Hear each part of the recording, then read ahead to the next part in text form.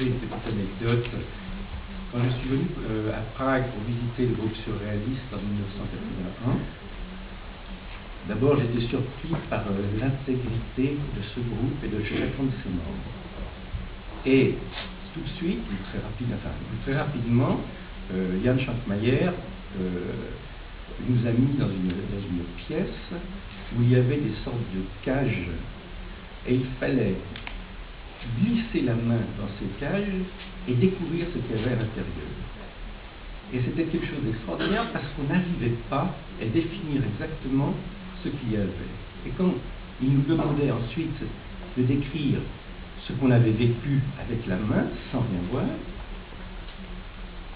on était un peu incapable de donner le sens même de ce qu'on avait vécu.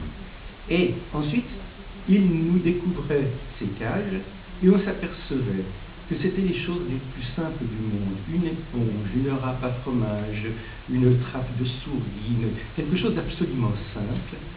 Et lui-même s'en servait pour nous montrer à quel point ces objets tout à fait usuels, tout à fait simples, que n'importe qui utilise tous les jours dans leur vie quotidienne, n'étaient pas reconnus par la main sans le regard.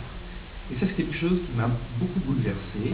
Et quand il nous a fait asseoir sur une chaise un peu particulière, puisque c'était une chaise tactile, et qu'il fallait s'y mouvoir un peu, on s'apercevait à quel point ces objets-là, qui étaient aussi sur la chaise, apparaissaient comme étant complètement transformés et qui nous donnaient un sentiment aussi bien de douceur que de douleur.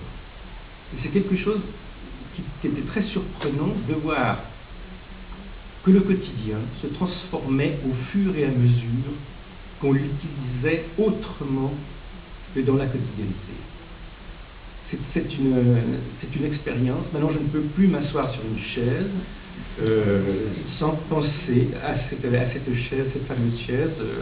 C'est comme le fakir qui ne s'assied jamais deux fois sur la même planche. Une autre anecdote qui est assez amusante, c'est que nous avons reçu les films par des voies clandestines et que nous les avons montrés pour la première fois d'abord à Genève, dans une salle qui devait faire 300-400 places, comme celle-ci, et que nous avions transformé cette salle en faisant un labyrinthe avec des objets que nous avions ramenés de Prague et du groupe. Et ensuite, nous avions projeté les 6 films que nous avions en 16 mm, et nous avons dû faire 3 séances. Et ensuite, il y avait encore dans la rue de quoi faire au moins 2 ou 3 séances supplémentaires. Et les gens étaient absolument enthousiastes et sont partis vraiment en étant bouleversés par ce cinéma. Et j'ai vu ça au fur et à mesure que nous présentions ces films. Chaque fois, il y avait plus de gens et chaque fois un engouement absolument extraordinaire. Et beaucoup de gens découvraient par là le surréalisme, le fait qu'il existait, et le fait qu'il n'était pas mort, comme disaient certains, et le fait que Jan Schwankmajer est un immense cinéaste.